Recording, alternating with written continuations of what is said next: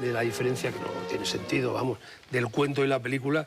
El cuento lo que le da a la bestia para poder transportarse en él no es un guante, es un anillo. Un anillo.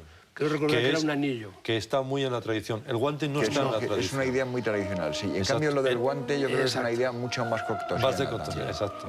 Es un anillo que se la pone y entonces se va de una... No es una broma que el Señor de los Anillos te haga anillo, ¿eh? No es una broma, está en la misma tradición. ¿Esto está en el cuento o no? Lo de que la infracción grave que le coloca en peligro de muerte sea lo de cortar la rosa, robarle las rosas al príncipe, o es la rosa de Cocteau. Yo creo que no. Bueno, ahí la rosa en Cocteau, lo que cuenta al principio, que es fascinante, por cierto, el textito ese no tiene desperdicio. ¿Creen lo que les pone de un niño... Claro, dice, porque claro, es ahí lo tenebroso. Más en el texto no habla de niños, habla de la infancia, lo tenebroso. A veces invita a los espectadores a tener esa ingenuidad. Sí, a ser candorosos. No, y los títulos de crédito son magníficos. Magníficos. De una brillantez y una originalidad yo no había visto. Y además están Jean Marais y Joseph, que son los que borran sus nombres. Sí, borran en el enterado, que por otra parte es una idea muy colegial. Sí, sí. Bueno, es que él está dando la clase. Efectivamente, nosotros somos el espectador, son los niños, y están poniendo en la pizarra lo que tenemos que aprender. Los espectadores son los actores. Claro, exactamente. Vamos, incluso Jean Marais va con un sombrero. Es curioso porque en el diario hay un momento en el que dice, en uno de los recorridos que hacen en coche de donde estaban hospedados o algo así, dice, se me han ocurrido los títulos de crédito, y cuenta unos que no son los que al final lo dicen. O sea, luego se le ocurrió una idea más brillante todavía. Que es muy brillante. Y más barata probablemente, y con otra cosa que a él le gustaba mucho también, que es lo de usar su propia caligrafía.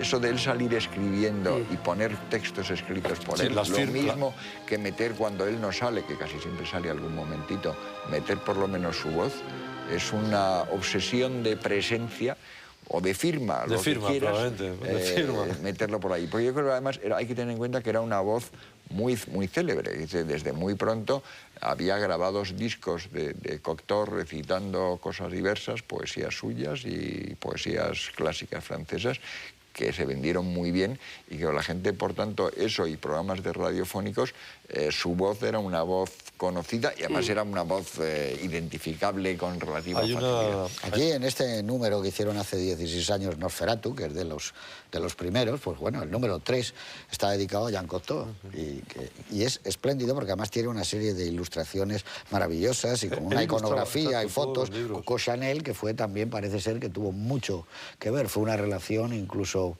una relación sentimental amplia la que tuvo, pero lo que yo quería decir con lo de los títulos y sus letras es que él utilizaba mucho, para él su propia letra era ya casi un cuadro, porque hasta los dibujos salen casi de sus letras. Es muy de la época. Sí, es una caligrafía dibujada. Sí, es que es muy de la época. Os cuento un caso español, Ramón. Sí. Ramón Gómez de la Serna. Los dibujos de Ramón, los que hacía en Pombo y después regalaba o los tenía... Es que este tipo de hombres cosmopolitas. No, yo creo que también la letra y los dibujos de Alberti también tienen mucho que ver. Claro, es Alberti. Estamos en unas vanguardias. Está en la época, está en toda la época. Es muy de la época y de estos artistas que no se limitaban a un solo aspecto, sino que eran polifacéticos. Yo he leído en algún sitio que a Picasso le gustaban mucho los dibujos de Cocteau.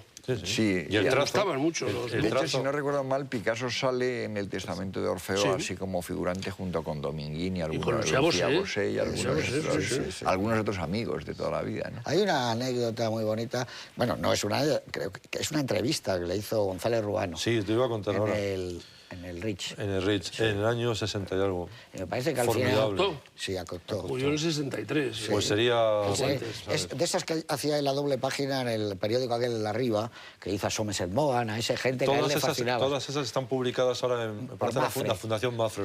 Y entonces, para describirle que era, porque hay algo en que coincidían todos, que tenía algo de ángel, porque también Edgar Neville, que era amigo suyo, siempre decía que cuando la abrazaba tenía la sensación de que iba a caer plumas dentro de las mangas del abrigo. Qué brillante.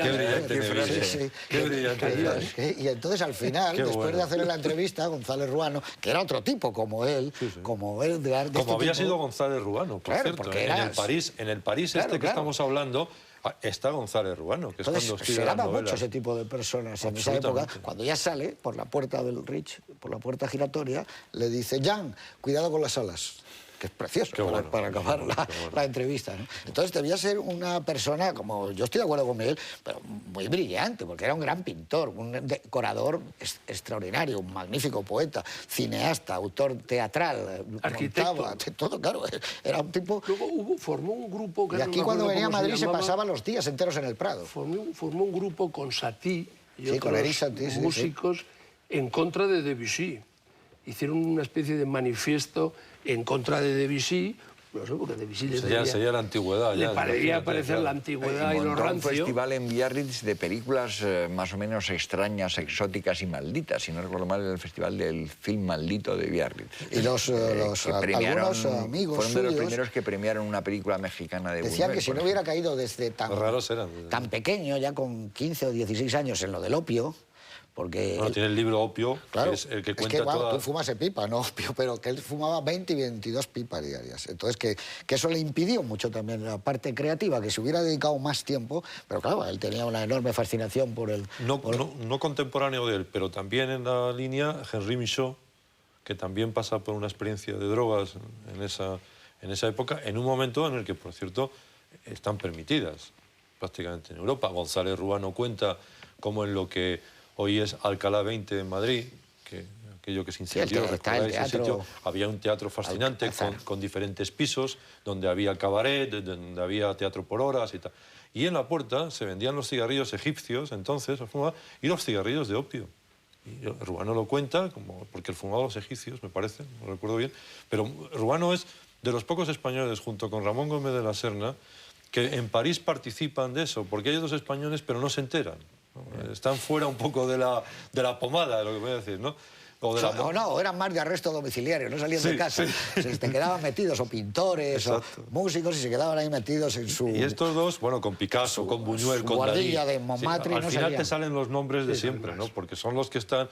es muy divertido, y Agustín Sánchez Vidal lo cuenta muy bien, como cuando llega Dalí a Madrid, su padre le ha echado, le ha dicho, vete a Madrid, a donde sea, pero no quiero ni verte, ¿no? O sea, porque es un disparate impresionante.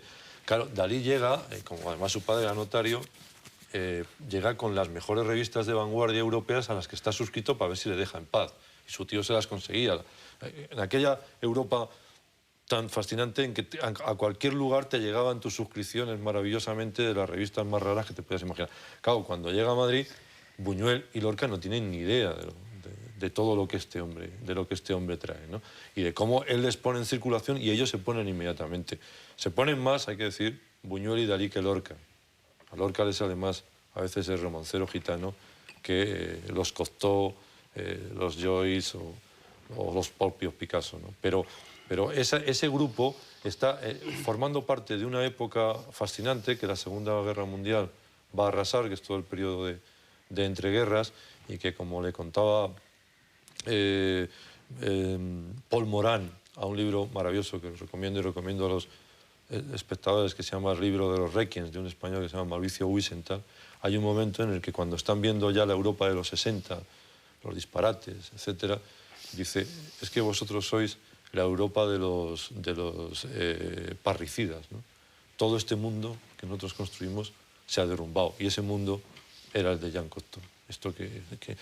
Hay una cosa, el cine fantástico europeo, que esta película sería casi la primera, ¿no? No, la Casa Usher también, de esa época. Pero estaba anterior. pensando, viéndola, en una película que a mí me contaba Adolfo Bioy Casares, que era la película que más le gustaba, que era la de esta de Cavalcanti al caer la noche, ¿recordáis? Que es una historia tenebrosa. O después, un poco más, y aquí tiene algo de esto también, El manuscrito encontrado en Zaragoza, del polaco Haas, basado en una obra de Potocki, ¿no? Que transcurre en España durante la Guerra de Independencia. Es decir, ese mundo está muy bien pillado. No es un mundo medieval el del cuento. Es el mundo del esplendor francés, es prácticamente el 17. Yo pasa que sería una película feérica de esas, es una película distinta. Sí, claro, totalmente, hombre. Yo creo que además tienes el modelo ese vermeriano que, por otra parte, entronca. Es un poco reanudar una tradición que podría ser la de la kermesse heroica de Feder. Y en un momento un poco raro, porque dice Clément, que actúa como consejero artístico, técnico en la película, y que en realidad estuvo como una especie de segunda unidad en parte del rodaje, por si acaso. y echándole una mano en cosas que eran complicadas técnicamente. Venía de rodar, que estaba rodando las últimas escenas, La batalla del Rail, que es una película realista, digamos, la variante francesa del neorrealismo, y es el momento en el que lo que está triunfando en Europa en general es el realismo. Entonces, la postura que toma en ese momento es la del